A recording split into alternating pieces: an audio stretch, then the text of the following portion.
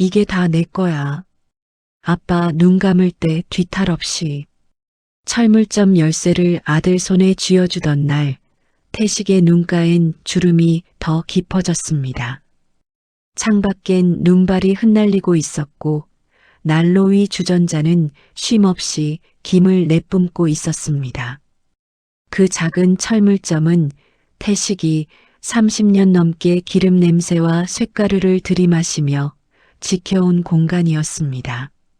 손바닥엔 굳은 살이 박일대로 박혔고 허리는 만성 통증으로 밤마다 욱신거렸지만 그는 단 하루도 가게 문을 먼저 닫은 적이 없었습니다. 태식이 처음 서울 변두리에 철물점을 차린 건 아내 순옥과 갓 결혼한 직후였습니다.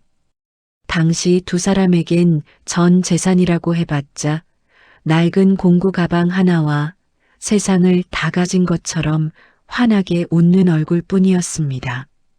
순옥은 카운터에 앉아 손님들과 이야기를 나눴고 태식은 공구를 쥐고 손이 필요한 곳이라면 어디든 달려갔습니다. 망가진 기계 앞에서 그의 손은 막힘이 없었습니다. 한 번은 옆 동네 방앗간 주인이 모터가 타버린 기계를 들고 와서 반쯤 체념한 얼굴로 이거 어디 갖다 버릴 수 있는 곳 없겠냐고 물었는데 태식이 2시간 만에 말끔히 고쳐주자 그 주인이 그 자리에서 눈물을 훔쳤습니다. 그 일이 소문을 탔고 태식의 이름은 동네를 넘어 인근 지역까지 퍼져나갔습니다. 하지만 순옥이 먼저 세상을 떠난 뒤 가게는 태식에게 전혀 다른 의미가 됐습니다. 그곳은 더 이상 생계의 공간이 아니었습니다. 아내와 함께 쌓아 올린 시간들이 담긴 지울 수 없는 기억의 장소였습니다. 태식은 아내가 앉던 카운터 의자를 치우지 못했고 서랍 한 칸엔 순옥이 즐겨 먹던 사탕이 항상 담겨 있었습니다. 손님이 없는 오후엔 그 서랍을 열어보다가 아무것도 하지 못한 채 닫곤 했습니다. 그래도 태식은 무너지지 않았습니다. 무너질 이유가 없었습니다. 두 아들이 있었으니까요. 첫째 재훈과 둘째 재민은 태식의 전부였습니다. 아이들이 어릴 때 학원 하나 더 보내려고 밤새 야간 수리 아르바이트를 뛰었고 재훈이 결혼할 때는 전세금을 마련하느라 적금을 전부 깼습니다. 재민이 작은 사업을 시작하겠다고 했을 때도 망설임 없이 통장을 열었습니다. 주변 사람들이 그러다 노년에 뭘 드시고 사시려고 그러세요라고 걱정해도 태식은 씩 웃으며 자식이 잘 돼야 내가 잘 된 거지라고 했습니다. 그 말이 그의 진심이었고 그의 삶 전체를 관통하는 신념이었습니다. 문제는 그 신념이 아들들에게도 전해졌느냐는 것이었습니다. 처음엔 미묘한 변화였습니다. 재훈의 전화가 한 달에 한 번이 되더니 2달에 한 번이 됐습니다. 명절이면 당연히 찾아오던 두 아들이 어느 순간부터 각자 처가 일정을 우선시하기 시작했습니다. 태식은 혼자 차례를 지냈습니다. 순옥의 영정사진 앞에 작은 밥상을 차려놓고 말없이 절을 했습니다. 그 고요함이 외로움보다 더 서늘하게 가슴을 파고들었습니다. 그래도 태식은 아들들을 나쁘게 생각하지 않았습니다. 먹고 살기 바쁜 세상이었고 자식들도 저마다 짊어진 게 있다는 걸 알았습니다. 오히려 스스로를 탓했습니다. 더 자주 연락할 걸, 더 살갑게 굴 걸. 철물점 문을 닫고 밤마다 혼자 소주 한 잔을 기울이며 태식은 그런 생각을 했습니다. 후회의 방향이 항상 자신을 향해 있었습니다. 그 겨울 모든 것이 달라지기 시작했습니다. 재훈이 찾아온 날은 첫눈이 내리는 저녁이었습니다. 반갑다는 말도 미처 꺼내기 전에 재훈은 서류 봉투를 꺼내 들었습니다. 태식이 그걸 펼쳐드는 동안 재훈의 눈은 가게 안을 천천히 훑고 있었습니다. 창고 선반의 공구들, 벽에 걸린 낡은 달력, 바닥에 기름때까지 마치 재고 조사를 하듯 봉투 안에는 건물명의 이전 서류가 들어 있었습니다. 태식은 오랫동안 서류를 내려다봤습니다. 손이 미세하게 떨렸지만 그게 의심 때문인지 감동 때문인지 스스로도 알 수 없었습니다. 아들이 자신을 위해 뭔가를 준비했다는 사실 자체가 태식에겐 오랜만에 느끼는 온기였습니다. 그는 서명을 했습니다. 그날 재훈이 돌아갈 때 태식은 가게 앞까지 나와 배웅을 했습니다. 흰 눈발 속으로 아들의 뒷모습이 사라지는 걸 바라보며 태식은 처음으로 오랜만에 마음이 따뜻해지는 기분을 느꼈습니다. 그 온기가 얼마나 잔인한 착각이었는지 그는 아직 알지 못했습니다. 서명이 끝난 날로부터 꼭 한 달이 지났습니다. 태식은 평소처럼 새벽 6시에 가게 셔터를 올렸습니다. 겨울 아침 공기는 차가웠고 가게 안에 스며든 한기를 몰아내기 위해 난로부터 켰습니다. 선반을 정리하고 재고를 확인하고 문을 열기 전 가게 바닥을 쓸었습니다. 30년 넘게 이어온 아침 루틴이었습니다. 그 반복 속에 태식의 하루가 있었고 그 하루들이 모여 그의 인생이 됐습니다. 그런데 오전 10시쯤이었습니다. 가게 문을 두드리는 사람이 있었습니다. 젊은 남자 둘이었는데 정장을 말끔히 차려입고 서류 가방을 들고 있었습니다. 태식이 문을 열자 그들은 인사도 없이 명함부터 내밀었습니다. 부동산 법인 직원들이었습니다. 그들이 내민 서류에는 태식이 본 적 없는 내용이 적혀 있었습니다.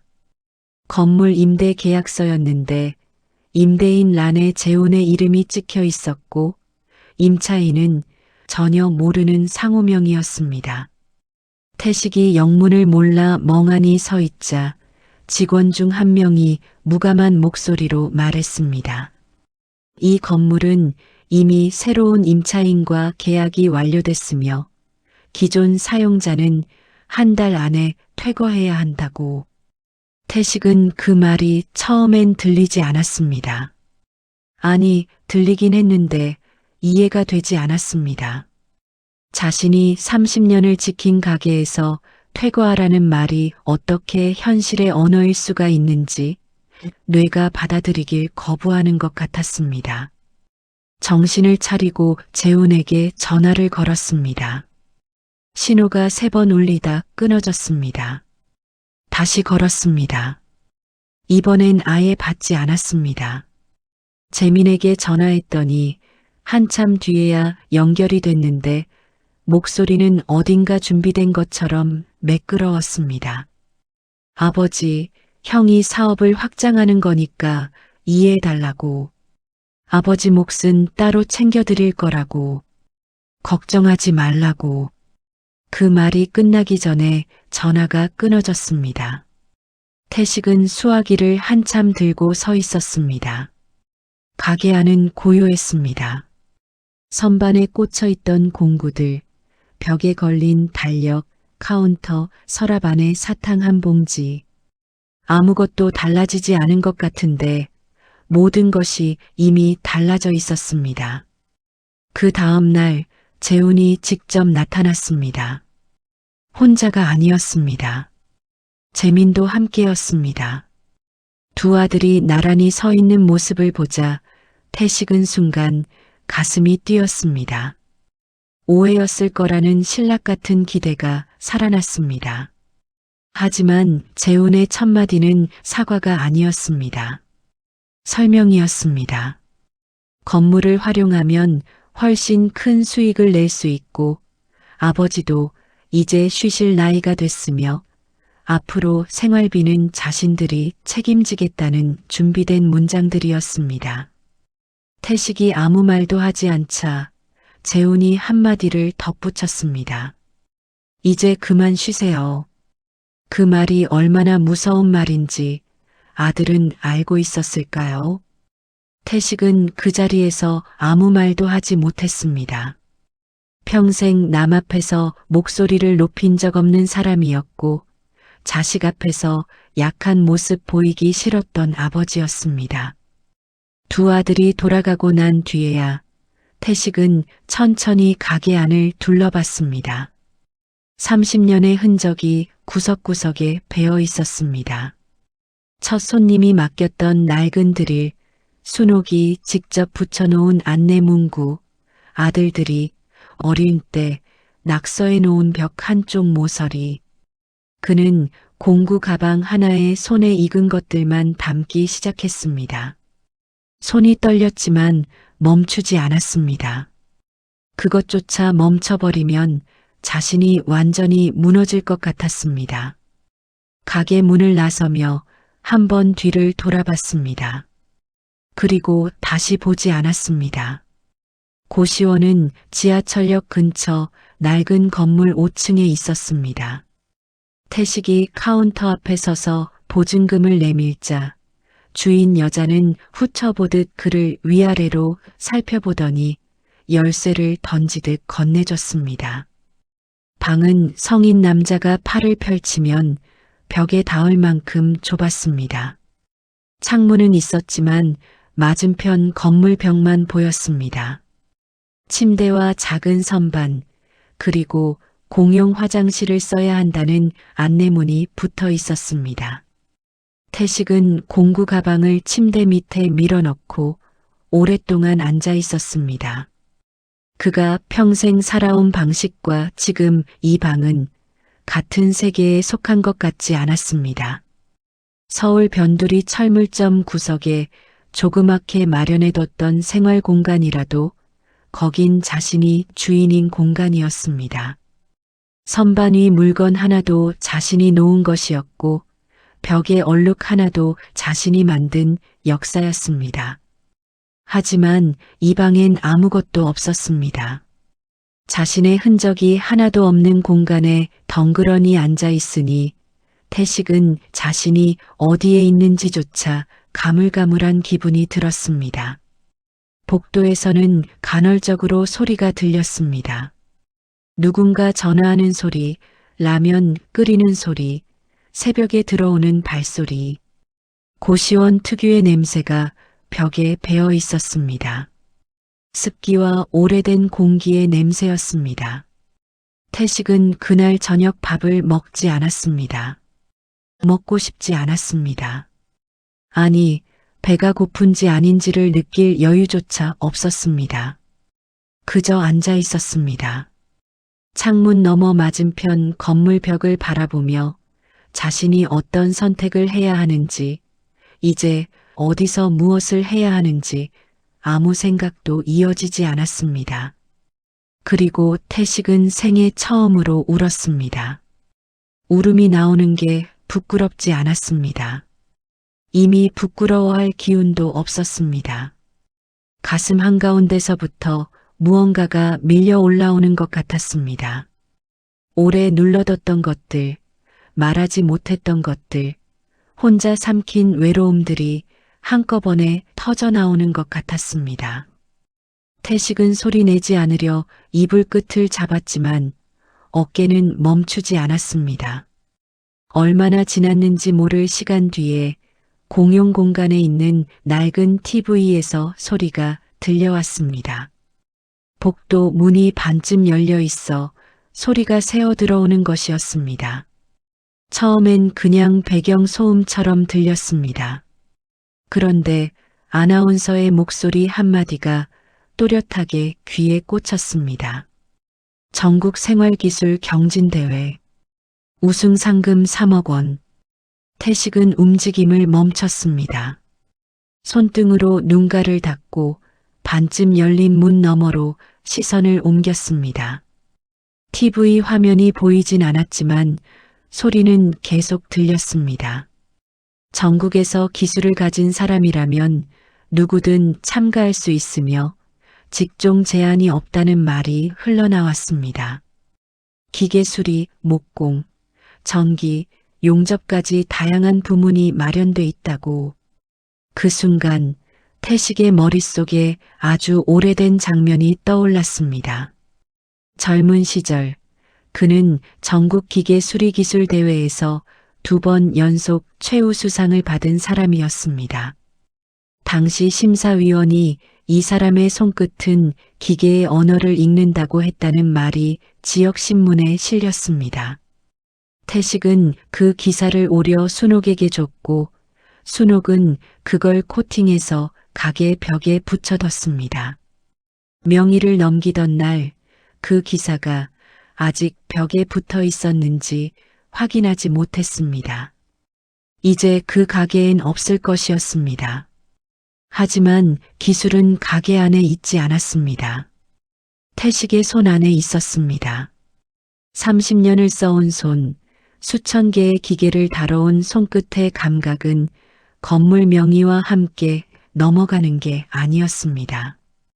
태식은 천천히 침대 밑에서 공구 가방을 꺼냈습니다. 지퍼를 열고 손이 가장 먼저 찾는 공구를 꺼내 손바닥에 올려놓았습니다. 오래된 드라이버였습니다. 손잡이는 닳았고 날 끝엔 미세한 흠집이 있었지만 손에 쥐는 순간 묘하게 안정되는 무게가 있었습니다. 수십 년을 함께한 물건만이 줄 수 있는 익숙함이었습니다. 그는 그 드라이버를 쥔 채 창문 너머 어두워진 하늘을 바라봤습니다. 무언가가 바닥 깊숙이 가라앉는 것 같으면서도 동시에 아주 작은 무언가가 다시 일어서려는 것 같은 기분이었습니다. 태식은 그 감각이 무엇인지 정확히 알지 못했습니다. 다만 오늘 밤이 지나면 뭔가가 달라질 것 같다는 느낌만은 분명했습니다. 이튿날 새벽 태식은 고시원에서 가장 먼저 일어났습니다. 다른 방들은 아직 조용했습니다. 복도에 형광등 하나가 깜빡이며 켜져 있었고 공용 세면대 수도꼭지에선 잠기지 않은 물이 실처럼 흘러내리고 있었습니다. 태식은 그 수도꼭지부터 손봤습니다. 가방에서 작은 렌치를 꺼내 조용히 하지만 단단히 조였습니다. 물이 멈췄습니다. 아무도 보지 않았고 아무도 몰랐습니다. 태식은 세면대 앞에서 자신의 손을 내려다봤습니다. 관절마다 두드러진 핏줄, 손가락 끝에 굳은 살, 오른쪽 엄지 아래 오래된 흉터. 기계를 만지다 베인 자리가 가득한 손이었습니다. 이 손이 있는 한 자신이 완전히 끝났다고 할 수 없다는 생각이 들었습니다. 아침을 먹고 나서 태식은 고시원 근처 골목을 걷기 시작했습니다. 목적지가 있는 게 아니었습니다. 그냥 걸었습니다. 그런데 걷다 보니 눈에 보이는 게 달라지기 시작했습니다. 재활용 분리수거함 옆에 선풍기 한 대가 버려져 있었습니다. 날개 하나가 부러졌고 모터 덮개가 반쯤 떨어져 있었지만 본체는 멀쩡해 보였습니다. 조금 더 걷자 누군가 내놓은 라디오가 보였습니다. 먼지가 수북이 쌓인 채였는데 전원부 쪽 케이블이 끊어져 있는 것이 눈에 들어왔습니다. 태식은 선풍기와 라디오를 들고 고시원으로 돌아왔습니다. 좁은 방 안에서 작업하기엔 공간이 부족했습니다. 태식은 공용 공간 한 구석을 조용히 빌렸습니다. 아무도 쓰지 않는 낡은 탁자 앞에 앉아 공구 가방을 펼쳤습니다. 선풍기를 분해하는데 10분이 걸리지 않았습니다. 모터는 코일이 산화된 상태였는데 태식의 손은 그 부분을 찾아내는데 망설임이 없었습니다. 오랜만에 기계를 앞에 두자 손이 먼저 움직였습니다. 머리로 생각하기 전에 손이 답을 알고 있었습니다.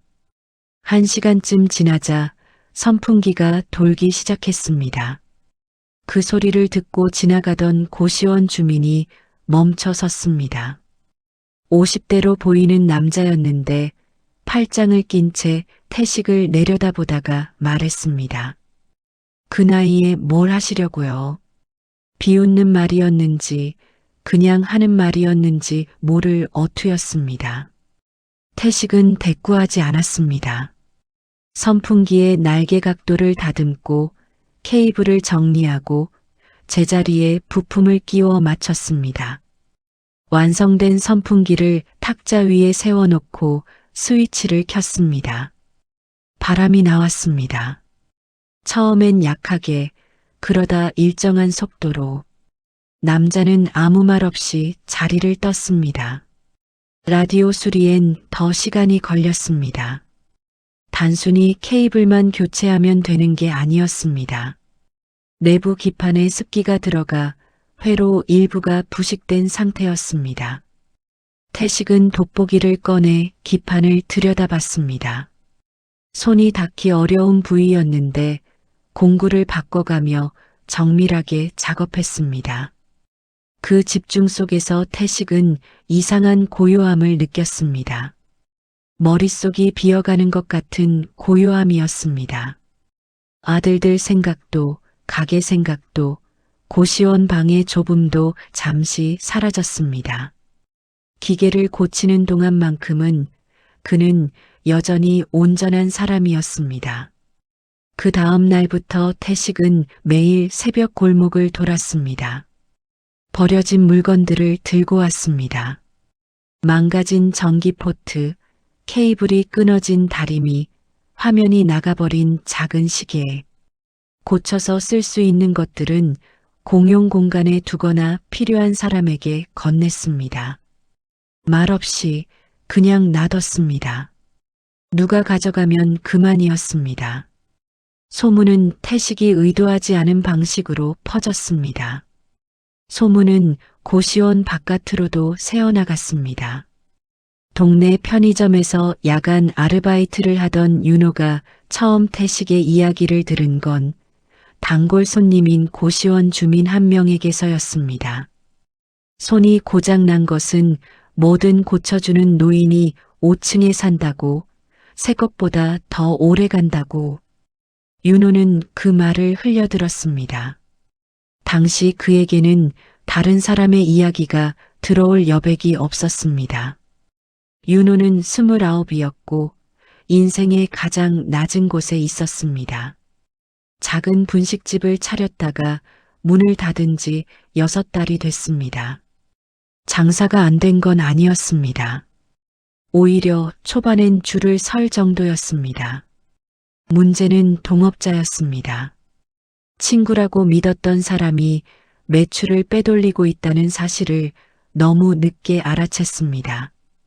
법적 대응을 생각해봤지만 계약서가 허술했고 증거가 불충분했습니다.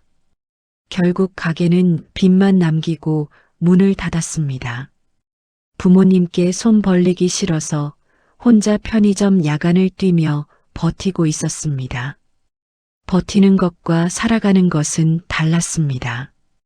윤호는 매일 새벽 4시에 편의점 카운터를 넘겨받고 아무도 없는 가게 안에서 유통기한 지난 삼각김밥을 먹으며 핸드폰을 들여다봤습니다.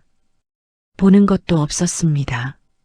그냥 화면을 켜놓은 채로 시간이 가는 걸 기다렸습니다. 이대로 몇 년이 더 지나면 자신이 어떻게 돼 있을지 생각하면 아무것도 그려지지 않았습니다. 그 공백이 무서웠습니다. 태식을 처음 본 건 어느 아침이었습니다. 편의점 바로 옆 골목에서 노인이 버려진 기계를 끌고 가는 걸 봤습니다. 무거워 보이는 물건을 혼자 질질 끌며 그래도 멈추지 않고 걷는 모습이었습니다. 윤호는 처음엔 그냥 지나쳤습니다. 며칠 뒤 또 봤습니다. 이번엔 두 손 가득 부품들을 안고 계단을 오르는 모습이었습니다. 숨이 차 보였지만 속도를 줄이지 않았습니다. 그리고 윤호는 어느 날 처음으로 말을 걸었습니다. 편의점 야간 근무를 마치고 나오던 길이었습니다. 태식이 골목 한편에 쪼그리고 앉아 가스레인지 부품을 들여다보고 있었습니다. 아직 해가 뜨기 전이었는데 이마에 땀이 맺혀 있었습니다. 윤호는 잠시 서 있다가 자신도 모르게 입을 열었습니다. 선생님, 저도 기술 배우고 싶습니다. 말하고 나서 스스로도 놀랐습니다. 계획한 말이 아니었습니다. 어디서 나온 말인지도 알 수 없었습니다. 그냥 나온 말이었습니다. 태식은 손을 멈추지 않은 채 윤호를 올려다봤습니다. 한참 동안 바라봤습니다. 피곤한 얼굴, 조금 구겨진 편의점 유니폼, 무언가를 버티고 있는 사람 특유의 눈빛. 태식은 말없이 다시 부품으로 눈을 돌렸습니다. 바쁘네. 그게 전부였습니다. 거절도 아니었고 허락도 아니었습니다. 윤호는 그 자리를 떠나지 않았습니다. 쪼그리고 앉은 채 태식의 손을 지켜봤습니다. 부품을 하나씩 분리하는 방식, 특정 지점에서 힘을 주는 각도, 어디서 멈추고 어디서 계속하는지. 배운 적 없는 것들인데 보고 있으면 왜 그렇게 하는지가 느껴졌습니다. 언어보다 먼저 이해되는 것들이었습니다. 1시간쯤 지났을 때 태식이 말없이 드라이버 하나를 윤호 쪽으로 밀었습니다. 어느 나사를 돌리라는 건지 눈빛으로만 가리켰습니다.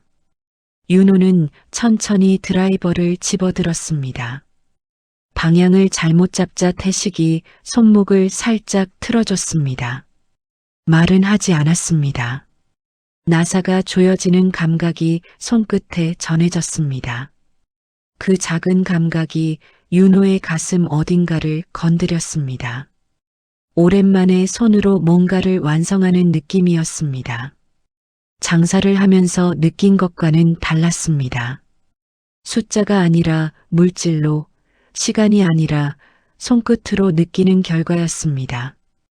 그날 이후 윤호는 편의점 아르바이트가 끝나면 태식 옆에 앉았습니다. 말이 많은 사이가 아니었습니다. 태식이 설명해 주는 경우는 드물었고 윤호는 보면서 익혔습니다. 모르면 물었고 틀리면 고쳤습니다. 가끔 태식이 한마디씩 했습니다.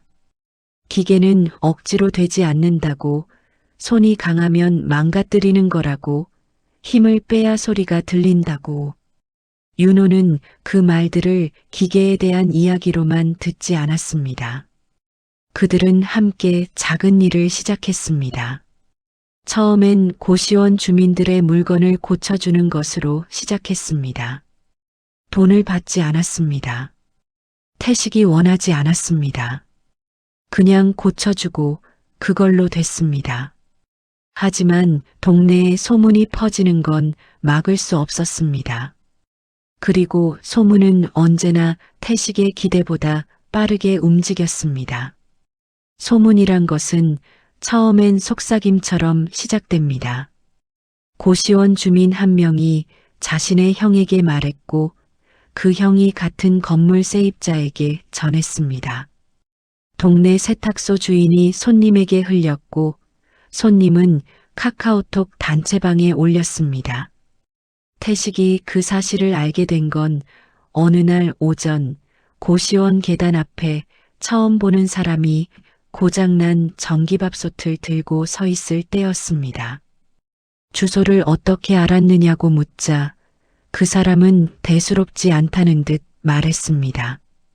동네에서 모르는 사람이 없다고. 태식은 아무 말 없이 밥솥을 받아들었습니다. 그날 하루에만 3명이 더 찾아왔습니다. 믹서기를 든 아주머니, 충전이 안 되는 선풍기를 끌고 온 학생, 소리가 이상해진 오래된 카세트 플레이어를 조심스럽게 품에 안은 노인. 태식은 한 명씩 순서대로 받았습니다. 고시원 공용 공간이 작은 수리 공간이 돼가고 있었습니다. 윤호는 그 광경을 처음엔 놀란 눈으로 바라봤습니다. 불과 몇 주 전만 해도 조용히 혼자 골목을 돌며 버려진 물건을 줍던 사람이었는데 이제는 사람들이 먼저 찾아오기 시작한 것이었습니다. 윤호는 자연스럽게 접수를 맡기 시작했습니다. 어떤 증상인지 듣고 이름과 연락처를 메모지에 적었습니다. 정식 절차라고 할 것도 없었지만 그 작은 역할 분담이 두 사람 사이에 조용히 자리를 잡아갔습니다. 손님들의 반응은 단순했습니다. 믹서기를 돌려받은 아주머니는 작동 소리를 듣자마자 입을 다물지 못했습니다. 새 제품을 사도 이 소리가 안 났다고 했습니다. 카세트 플레이어를 돌려받은 노인은 그 자리에서 한참 소리를 듣다가 눈가를 손등으로 닦았습니다. 그 기계에서 나온 노래가 돌아가신 남편과 즐겨 듣던 것이라고 했습니다. 말은 짧았지만 담긴 것은 무거웠습니다. 태식은 그 반응들을 담담하게 받아들였습니다. 고맙다는 말에 크게 반응하지 않았고 칭찬에 웃음을 흘리지도 않았습니다. 다만 다음 물건을 받아드는 손이 조금 더 단단해지는 것 같았습니다. 윤호는 보고 있었습니다. 사람들이 물건을 맡기러 오는 게 아니라는 걸 윤호는 점점 느끼기 시작했습니다. 물건은 명목이었습니다. 그들은 오래된 것이 다시 작동하는 걸 보고 싶었습니다. 버렸어야 했던 것이 살아 돌아오는 것을 보고 싶었습니다. 그리고 그것을 가능하게 하는 사람을 보고 싶었습니다. 태식은 그 역할을 맡게 된 것이었습니다. 의도하지 않았지만 가장 자연스러운 방식으로 어느 날 저녁 마지막 손님이 돌아가고 두 사람이 나란히 앉아 도구를 정리하고 있을 때였습니다.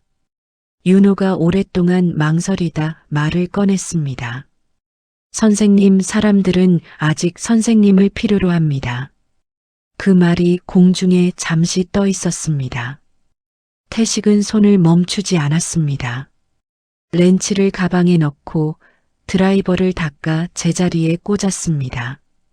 한참이 지나 도구 정리가 다 끝났을 때 태식은 가방 지퍼를 닫으며 작게 웃었습니다.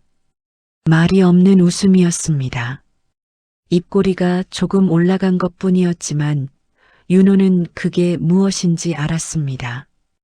그것은 오랫동안 잊고 살았던 사람의 얼굴이 돌아오는 순간이었습니다.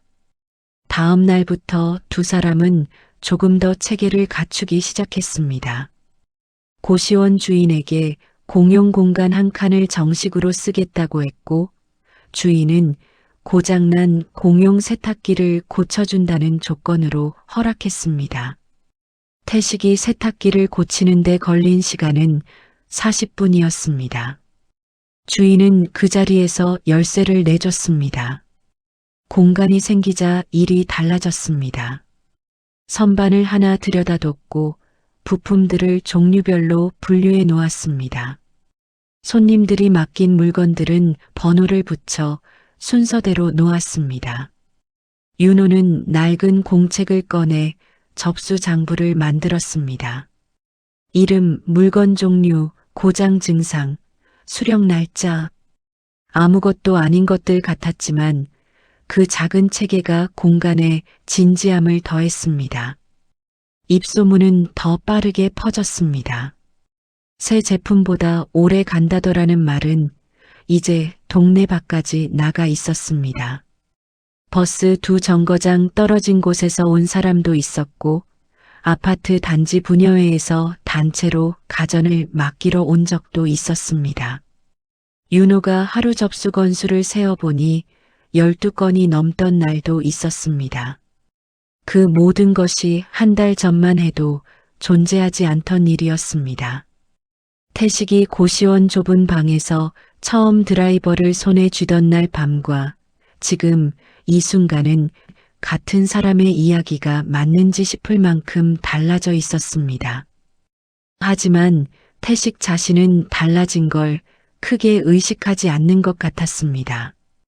그저 오늘 앞에 놓인 기계를 보고 손을 움직이고 고쳐낼 뿐이었습니다. 그 단순함이 오히려 모든 것을 가능하게 하고 있었습니다. 행복이 완전히 자리를 잡기 전에 균열은 언제나 먼저 옵니다. 조짐은 작은 것에서 시작됐습니다.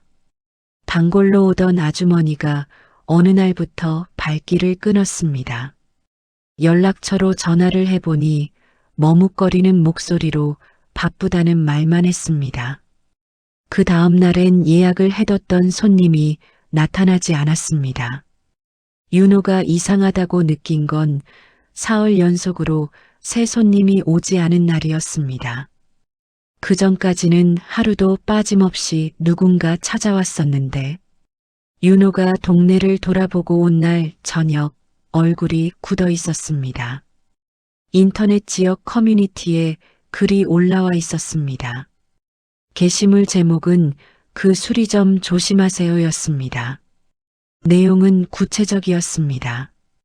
고쳐졌다고 돌려받은 물건이 며칠 뒤 더 크게 고장났다는 주장, 자격증도 없는 사람이 가전을 함부로 뜯어 오히려 망가뜨렸다는 내용, 심지어 수리비를 선불로 받고 잠적한 사례가 있다는 글까지 붙어 있었습니다.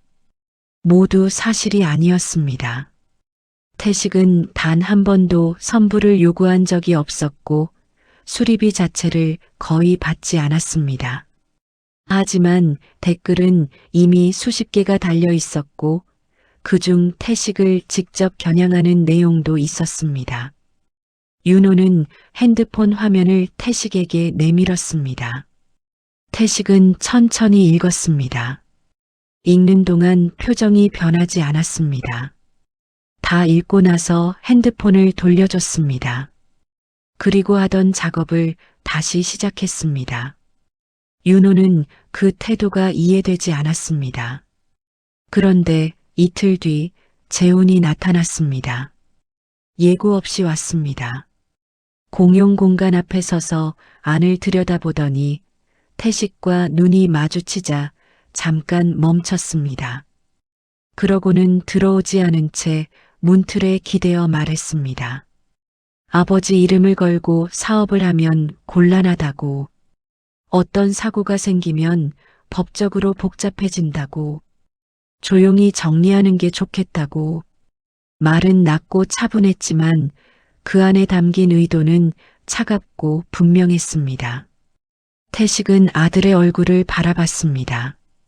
한때 그 얼굴이 세상에서 가장 소중한 것이었습니다. 첫걸음을 뗄 때, 학교 운동회에서 뛸 때, 결혼식 날 예복을 입고 서 있을 때, 그 모든 순간들이 지금 이 얼굴 안에 있었는데 지금 그 얼굴은 태식에게 그만두라고 말하고 있었습니다. 태식은 아무 말도 하지 않았습니다. 재훈이 돌아가고 난 뒤 윤호가 더 이상 참지 못하고 목소리를 높였습니다. 왜 아무 말도 하지 않느냐고, 왜 가만히 있느냐고, 잘못한 사람이 누구냐고. 분노가 고여 있다가 한꺼번에 터진 것 같았습니다. 그 분노는 태식을 향한 게 아니었습니다. 태식 대신 화를 내주고 싶은 것이었습니다. 태식은 윤호가 다 쏟아낼 때까지 기다렸습니다. 그리고 조용히 말했습니다. 가족이니까. 그 한마디가 윤호의 분노보다 더 무겁게 공간을 채웠습니다. 윤호는 할 말을 잃었습니다. 반박하고 싶었지만 할 수 없었습니다. 그 말 안에 담긴 것이 체념인지 용서인지 아니면 그 둘이 섞인 무언가인지 윤호는 알 수 없었습니다. 다만 그 말을 하는 태식의 눈빛이 어떤 설명보다 더 많은 것을 담고 있다는 건 느꼈습니다. 그날 이후 손님은 더 줄었습니다. 인터넷 글은 지워지지 않았고 오히려 비슷한 글이 하나 더 올라왔습니다. 누군가 의도적으로 올리는 것이 분명했지만 증명할 방법이 없었습니다. 하루 종일 아무도 찾아오지 않는 날이 이어졌습니다. 공용 공간 선반 위에 아직 수리를 기다리는 물건들이 놓여 있었지만 새로 들어오는 것이 없었습니다. 윤호는 밤마다 핸드폰을 들고 댓글에 반박글을 쓰려다 지웠습니다. 태식은 손님이 없는 시간에도 작업을 멈추지 않았습니다. 맡겨진 물건들을 하나씩 정성껏 고쳤습니다. 아무도 찾아오지 않더라도 이미 약속한 것들은 완성해야 했습니다. 그게 태식이 평생 지켜온 방식이었고 어떤 상황에서도 바꾸지 않을 것이었습니다. 그 모습을 옆에서 지켜보던 윤호는 처음으로 자신이 왜 이 사람 옆에 있게 됐는지를 제대로 이해하는 것 같았습니다. 기술을 배우러 온 게 맞았습니다. 하지만 그것만이 아니었습니다. 어떤 상황에서도 흔들리지 않는 사람의 곁에 있고 싶었던 것이었습니다. 자신이 그토록 찾아 헤매던 것이 가장 좁고 낮은 곳에 있던 노인의 손끝에 있었습니다. 그날 밤은 유독 조용했습니다. 손님도 없었고 윤호도 편의점 야간 근무가 있어 일찍 자리를 떴습니다. 태식은 혼자 공용 공간 불을 끄고 좁은 방으로 돌아왔습니다. 침대 위에 앉아 한동안 아무것도 하지 않았습니다. 창문 너머 골목에서 간간히 찻소리가 들렸고 복도에서는 누군가 화장실을 다녀오는 발소리가 났습니다. 고시원 특유의 생활 소음들이었습니다. 태식은 그 소리들을 들으면서 침대 옆 선반 위를 바라봤습니다. 순옥의 영정사진이 거기 있었습니다. 고시원으로 올 때 챙겨온 것 중 하나였습니다. 공구 가방과 그 사진. 다른 건 버려도 됐지만 그것만은 그럴 수 없었습니다. 액자는 낡고 유리 귀퉁이에 금이 가 있었지만 사진 속 순옥의 표정은 언제 봐도 같았습니다. 살짝 웃는 듯 웃지 않는 듯 하지만 분명히 따뜻한 얼굴이었습니다. 결혼한 지 얼마 되지 않았을 때 찍은 사진이어서 순옥은 그 안에서 영원히 젊었습니다. 태식은 오랫동안 그 사진을 바라봤습니다. 순옥이 살아 있었다면 뭐라고 했을지 생각했습니다. 아마 잔소리는 하지 않았을 것이었습니다. 그 사람은 태식이 어떤 결정을 내리든 뒤에서 묵묵히 따라왔습니다. 가게가 안 될 때도 빚이 생겼을 때도 몸이 아파 들어 누운 날에도 순옥은 걱정스러운 얼굴을 하면서도 당신이 하면 되겠지라고 했습니다.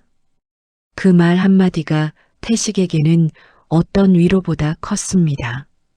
믿는다는 말이 아니라 믿어왔다는 시간이 담긴 말이었기 때문이었습니다. 태식은 지금 그 말이 듣고 싶었습니다. 방 안이 너무 조용해서 자신의 숨소리가 들릴 정도였습니다. 태식은 천천히 몸을 일으켜 침대 밑에서 공구 가방을 꺼냈습니다. 손에 익은 무게였습니다. 지퍼를 열지 않았습니다. 그냥 무릎 위에 올려놓은 채로 잠시 있었습니다. 가방 안에 들어있는 것들은 태식이 가진 전부였습니다. 건물도 없었고 통장에 남은 돈도 얼마 없었고 이름도 이미 더럽혀지고 있었습니다. 하지만 이 가방 안에 있는 것들만큼은 어느 누구도 가져갈 수 없었습니다. 태식은 그 순간 결심했습니다. 남을 위해서도 아니었고 아들들에게 뭔가를 증명하려는 것도 아니었습니다. 지금껏 자식들을 위해 살아왔고 가게를 위해 살아왔고 언제나 무언가를 위해서만 살아왔습니다. 그러나 이제는 달랐습니다. 자신이 여기 있다는 것을, 자신이 아직 무언가를 할 수 있다는 것을 자신을 위해 한 번쯤 보여주고 싶었습니다. 순옥에게, 그리고 누구보다 자기 자신에게. 다음 날 아침 태식은 윤호가 오기 전에 혼자 밖을 나갔습니다. 구청 민원실 앞에 있는 공용 컴퓨터 앞에 앉았습니다. 인터넷 검색창에 대회 이름을 입력했습니다. 전국 생활기술 경진대회. 접수 기간이 아직 닷새 남아 있었습니다. 참가 부문은 여러 개였는데 태식은 망설임 없이 기계 수리 부문을 클릭했습니다. 참가 신청서 양식이 열렸습니다. 이름, 나이, 경력 사항을 적는 칸이 있었습니다. 태식은 천천히 입력했습니다. 경력 사항 칸이 좁아서 다 쓰지 못할 것 같았지만 오히려 그게 이상하지 않았습니다. 30년이 넘는 시간이 한 칸에 다 들어갈 리 없었습니다. 태식은 간결하게 적었습니다. 기계수리 35년, 전국기술대회 수상 경력 2차례. 그리고 접수 버튼을 눌렀습니다. 화면에 접수 완료라는 글자가 떴습니다. 태식은 모니터를 한 번 더 바라보고 자리에서 일어났습니다. 영수증처럼 나오는 접수 확인서를 뽑아 반으로 접어 주머니에 넣었습니다. 구청 문을 나서자 아침 햇살이 정면으로 들어왔습니다. 눈을 잠깐 찡그렸다가 천천히 떴습니다. 윤호에게 말한 건 그날 저녁이었습니다. 윤호는 처음엔 아무 말도 하지 못했습니다. 접수 확인서를 받아들고 글자를 읽다가 다시 태식을 쳐다봤습니다. 뭔가를 말하려다 멈추기를 2번 반복하더니 결국 입을 열었습니다. 자신도 같이 나가겠다고 했습니다. 보조로, 아니면 그냥 옆에 서 있는 것으로라도. 태식은 고개를 끄덕였습니다. 대회까지는 3주가 남아 있었습니다. 태식은 그 3주 동안 달라진 게 없었습니다. 특별한 연습을 하지 않았고 긴장한 기색도 보이지 않았습니다.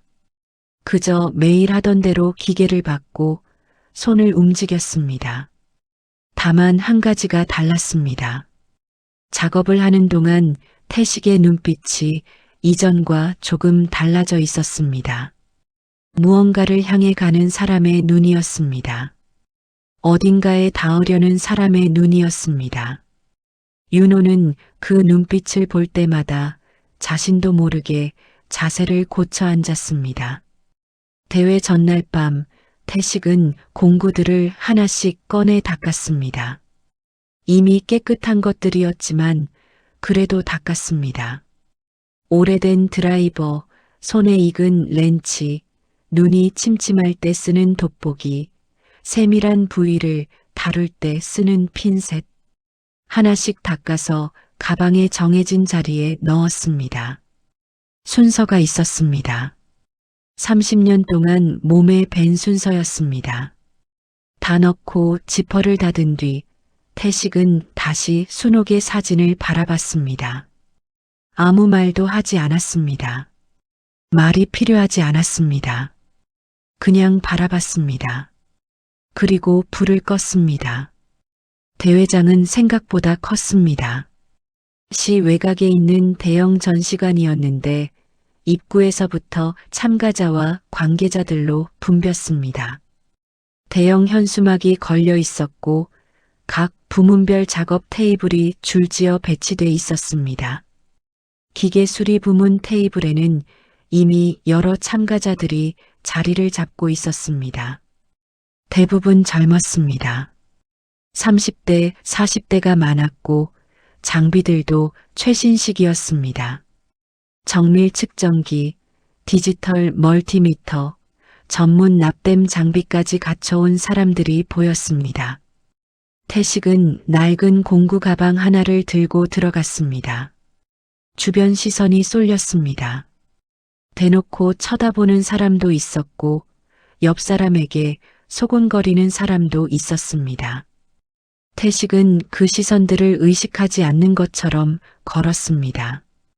의식하지 않으려 애쓰는 것이 아니라 진짜로 신경 쓰이지 않는 것 같았습니다. 배정된 자리를 찾아 앉고 가방을 테이블 옆에 내려놓고 그냥 앞을 봤습니다. 윤호는 관람석에 앉아 있었습니다. 두 손을 무릎 위에 올려놓은 채 태식만 바라봤습니다. 말없이 응원한다는 게 이런 것이라는 걸 처음 느꼈습니다. 대회 방식은 단순했습니다. 주최 측이 준비한 고장난 기계 중에서 참가자가 하나를 선택하고 제한 시간 안에 수리를 완료하면 됐습니다. 완성도와 작동 여부, 그리고 수리 과정의 정확성을 심사위원들이 평가하는 방식이었습니다. 기계들이 테이블 위에 올려지기 시작했습니다. 참가자들이 움직였습니다. 대부분 눈으로 빠르게 훑으며 상태가 좋아 보이는 것을 골랐습니다. 부품이 간단하거나 고장 원인이 명확해 보이는 것들이 먼저 선택됐습니다. 경쟁이 치열했습니다. 몇몇 참가자는 기계를 집어들었다가 더 나은 걸 보고 바꾸기도 했습니다. 태식은 자리에서 일어나지 않았습니다. 다른 참가자들이 기계를 고르는 동안 태식은 테이블 한쪽 끝에 남겨진 것을 보고 있었습니다. 아무도 손대지 않은 기계였습니다. 금속 케이스가 녹슬어 있었고 다이얼이 부러져 있었으며 내부 부품 일부가 뜯겨 있는 상태가 외관에서도 보였습니다. 크기도 작지 않았습니다. 처리하기 까다로운 기계라는 게 한눈에 보였습니다. 태식은 자리에서 일어나 그 기계 앞에 섰습니다. 가까이서 보자 기계의 정체가 분명해졌습니다. 아주 오래된 라디오였습니다. 다이얼 아래 희미하게 남아있는 브랜드 로고와 전면 그릴의 형태가 태식의 기억 어딘가를 건드렸습니다. 수십 년 전 이 라디오가 막 나왔을 무렵 태식은 비슷한 모델을 몇 번 수리한 적이 있었습니다. 당시에도 다루기 쉬운 기계가 아니었습니다. 진공관 방식의 회로를 쓰고 있어서 현대전자기기와는 완전히 다른 방식으로 접근해야 했습니다. 주변에서 수군거리는 소리가 들렸습니다. 저건 폐기물 수준 아닌가요? 누군가 작게 말하는 게 들렸습니다. 심사위원 중 한 명도 그 기계를 보며 고개를 갸웃하는 것이 보였습니다. 상태가 너무 나빠서 완성 자체가 어려울 수 있다는 표정이었습니다. 태식은 그 기계를 자기 테이블로 가져왔습니다. 공구 가방 지퍼를 열고 가장 먼저 꺼낸 건 돋보기였습니다. 라디오를 천천히 들여다봤습니다. 외관의 손상이 전부가 아니었습니다. 안을 봐야 했습니다. 케이스를 여는데 쓸 공구를 골랐습니다. 나사홈이 낡아서 일반 드라이버로는 무리였습니다. 태식은 가방 안쪽 주머니에서 특수날이 달린 것을 꺼냈습니다. 오래전부터 가지고 다니던 것이었는데 쓸 일이 드물었습니다. 이런 날이 올 것을 알았던 것처럼 그것은 가방 안에 있었습니다. 케이스가 열렸습니다.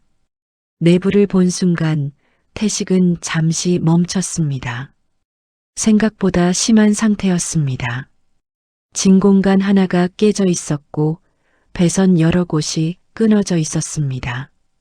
커패시터는 완전히 열화된 상태였고 코일 일부는 녹이 심하게 올라와 있었습니다. 옆 테이블 참가자가 흘깃 보더니 작게 혀를 찼습니다. 태식은 공구를 들었습니다. 손이 움직이기 시작하자 주변이 사라지는 것 같았습니다.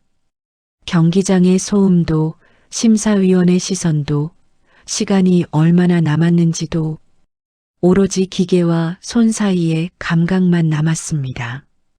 어디가 살아있고 어디가 죽었는지 손끝이 먼저 알았습니다. 부품을 하나씩 점검했습니다. 살릴 수 있는 것과 교체가 필요한 것을 골랐습니다. 가지고 온 예비 부품들 중에서 맞는 것을 찾았습니다. 진공관은 가방 속 깊이 있던 예비품 하나가 규격에 맞았습니다. 배선은 손으로 하나씩 이었습니다. 오래된 방식이었지만 가장 확실한 방식이기도 했습니다. 관람석에 앉아있던 윤호는 자신도 모르게 앞으로 몸을 기울이고 있었습니다. 태식의 손이 멈추지 않았습니다. 빠르지 않았습니다. 하지만 단 한 동작도 헛되이 쓰이지 않았습니다. 필요한 만큼만 힘을 주고 필요한 곳에만 정확히 닿았습니다. 그 손놀림을 보고 있으면 오래된 것을 다루는 게 아니라 대화를 나누는 것처럼 보였습니다. 기계가 무엇을 원하는지 듣고 그에 맞게 응답하는 것처럼. 제한 시간 종료까지 10분이 남았을 때였습니다. 태식은 마지막 부품을 제자리에 끼웠습니다. 케이스를 닫기 전에 내부를 한 번 더 들여다봤습니다. 놓친 것이 없는지, 흔들리는 것이 없는지 확인했습니다. 만족스러운 상태였습니다. 케이스를 닫고 나사를 조였습니다. 전원 코드를 꽂았습니다. 그리고 다이얼을 천천히 돌렸습니다. 처음엔 아무 소리도 나지 않았습니다. 잡음만 약하게 들렸습니다. 태식은 서두르지 않았습니다. 주파수를 아주 천천히 맞춰갔습니다. 잡음이 줄어들기 시작했습니다. 그리고 그 사이로 소리가 들려왔습니다. 음악이었습니다. 오래된 멜로디였습니다. 지직거리는 소리 사이로 흘러나오는 현악기의 선율이었습니다. 라디오 특유의 음색이었습니다. 디지털 기기에서는 절대 나올 수 없는 아날로그만의 따뜻하고 낮은 소리였습니다. 경기장이 조용해졌습니다. 작업하던 사람들이 손을 멈췄습니다. 심사위원들이 고개를 들었습니다. 관람석에 있던 사람들이 일어나 태식의 테이블 쪽을 바라봤습니다. 그 라디오에서 흘러나오는 음악이 무엇인지 알아보는 사람들이 있었습니다. 40년 전에 유행했던 곡이었습니다. 그 시절을 살아온 사람이라면 한 번쯤 들어봤을 노래였습니다. 관람석 한쪽에서 소리가 들렸습니다. 나이든 여성이 손으로 입을 막고 있었습니다. 눈가가 붉어져 있었습니다. 그 옆에 앉아있던 사람이 영문을 모른 채 바라보다가 흘러나오는 음악을 듣고서야 이해하는 표정을 지었습니다. 심사위원 중 가장 나이가 많아 보이는 사람이 천천히 자리에서 일어났습니다. 그리고 박수를 쳤습니다. 처음엔 혼자였습니다. 그 다음 옆에 있던 심사위원이 일어섰습니다. 그리고 관람석에서 경기장 안에서 하나씩 일어나는 사람들이 생겨났습니다. 윤호는 자리에서 일어서지 못했습니다. 일어설 수가 없었습니다. 무릎에 힘이 들어가지 않았습니다. 눈이 뜨거워지는 것을 느끼면서 태식을 바라봤습니다. 태식은 일어서지 않았습니다. 테이블 앞에 그대로 앉아 있었습니다. 박수 소리가 경기장을 채우는 동안 태식은 그 라디오를 바라보고 있었습니다. 어쩌면 그 순간 태식이 떠올린 것은 순옥이었을지도 모릅니다. 혹은 처음 철물점 문을 열던 날이었을지도 아니면 그냥 아무 생각도 없었을지도 모릅니다. 알 수 없었습니다. 다만 태식의 눈빛이 오랫동안 보지 못했던 것을 다시 보는 사람의 눈빛이었다는 것만큼은 분명했습니다. 최종 우승자 발표는 모든 심사가 끝난 뒤였습니다. 사회자가 봉투를 열었습니다. 짧은 침묵이 있었습니다. 그리고 이름이 불렸습니다. 우승은 김태식 참가자입니다. 경기장이 다시 한번 소리로 가득 찼습니다. 태식은 그제야 천천히 자리에서 일어났습니다. 대회 이후의 일들은 태식이 예상했던 것과는 전혀 다른 방향으로 흘러갔습니다. 방송국에서 연락이 왔습니다. 지역 신문이 먼저 기사를 실었고 며칠 뒤에는 전국 단위 매체에서도 취재 요청이 들어왔습니다. 고시원에서 생활하는 노인이 전국기술대회에서 우승했다는 이야기는 사람들이 좋아하는 종류의 이야기였습니다. 태식은 인터뷰를 많이 받지 않았습니다. 카메라 앞에 서는 게 익숙하지 않았고 잘 포장된 말을 하는 것도 맞지 않았습니다. 그래서 짧게 말했습니다. 기계는 거짓말을 하지 않는다고. 손이 정직하면 기계도 답을 준다고. 그 말이 오히려 더 많이 퍼져나갔습니다. 수리점을 다시 열어야 한다는 말은 윤호가 먼저 꺼냈습니다. 상금이 생겼으니 작은 공간이라도 제대로 된 자리를 잡자고 했습니다. 태식은 한동안 생각했습니다. 그리고 고개를 저었습니다. 건물은 됐어. 태식이 원한 것은 가게가 아니었습니다. 대회 상금으로 무엇을 할지 며칠 동안 생각했는데 생각이 닿는 곳은 매번 같은 자리였습니다. 수리를 받고 싶어도 돈이 없어서 못 받는 사람들, 오래된 물건 하나를 고치지 못해버려야 하는 사람들, 태식이 고시원에서 처음 수리를 시작했을 때 찾아왔던 사람들 중 상당수가 그런 사람들이었습니다. 윤호에게 생각을 말했을 때 윤호는 즉시 고개를 끄덕였습니다. 두 사람은 동네 작은 공간을 월세로 빌렸습니다. 크지 않았습니다. 테이블 몇 개와 선반이 들어갈 정도였습니다. 간판도 화려하지 않았습니다. 손으로 쓴 글씨로 만든 작은 안내판이 전부였습니다. 어르신들을 위한 무료 수리 공간이라고 적혀 있었습니다. 예약 없이 오면 됐습니다. 기다리면 됐습니다. 첫날 문을 열자 6명이 왔습니다. 태식이 처음 수리를 시작했을 때와 비슷했습니다.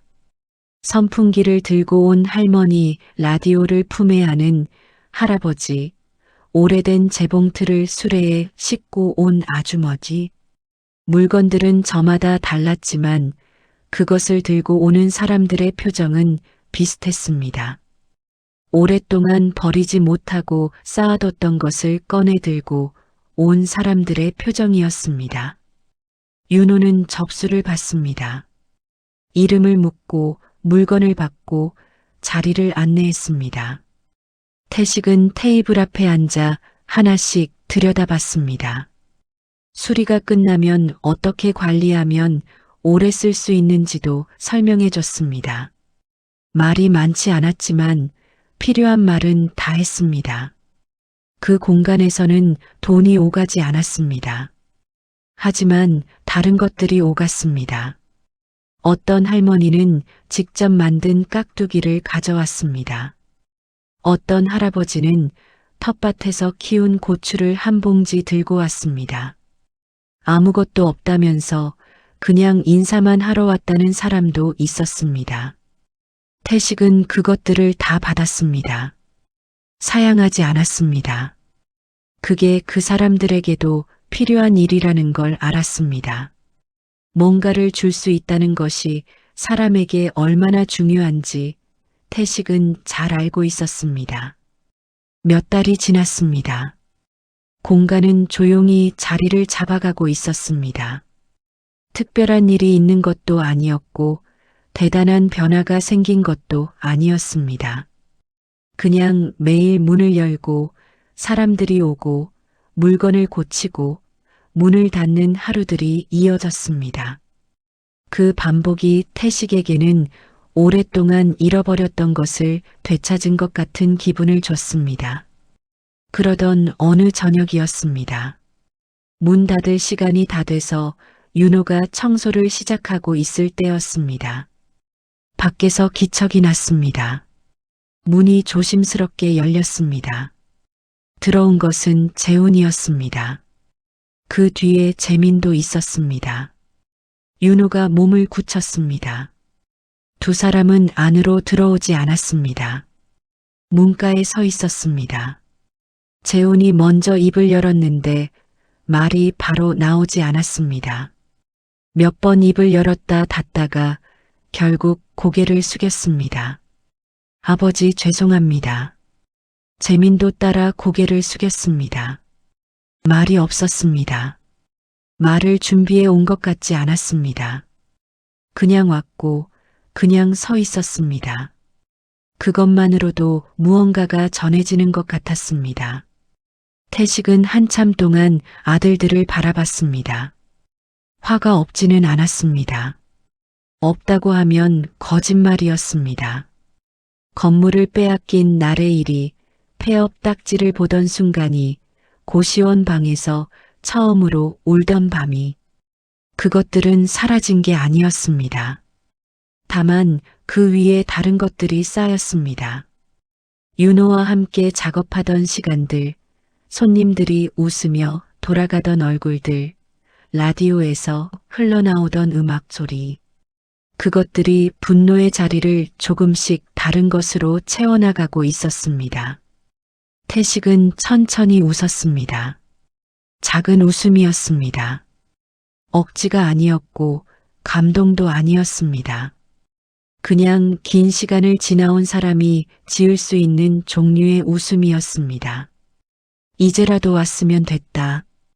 재훈이 고개를 들었습니다. 눈이 붉어져 있었습니다. 재민은 여전히 고개를 숙인 채 어깨가 미세하게 떨렸습니다.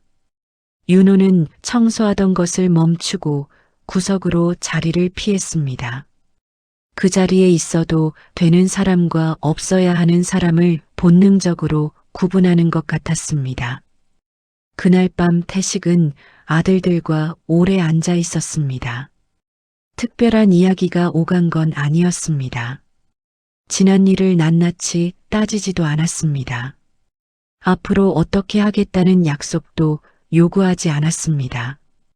그냥 앉아 있었습니다. 오래전 철물점에서 세 사람이 함께 저녁을 먹던 것처럼 그때는 당연한 일이었는데 이제는 그게 당연하지 않다는 걸 모두가 알고 있었습니다. 그 알미 그 자리를 더 무겁게 만들기도 했고 동시에 더 소중하게 만들기도 했습니다.